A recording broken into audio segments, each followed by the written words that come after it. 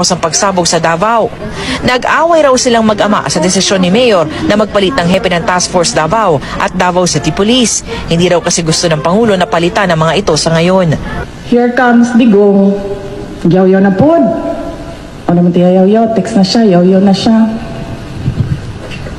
And then I answered him. Actually, di man na siya nag-text yun sa ako Hindi man na siya makikistorya sa ako I do not know for what reason. He refuses to talk to me directly. Ipasa niya ang text kay Bongo. Hindi to ba, grapod na ako sila. Tingnan ko, Bong, kamo pa ba ang mayor? O ako na? Kay, willing kayo ko, biyaan mo. As in, right at this very moment, very willing to resign. I think it was 6 a.m. na siguro Saturday morning. Tapos, nag-giveaway. Hilom. Yan, ikanta na dayon siya. How can I live without you? Hirap po.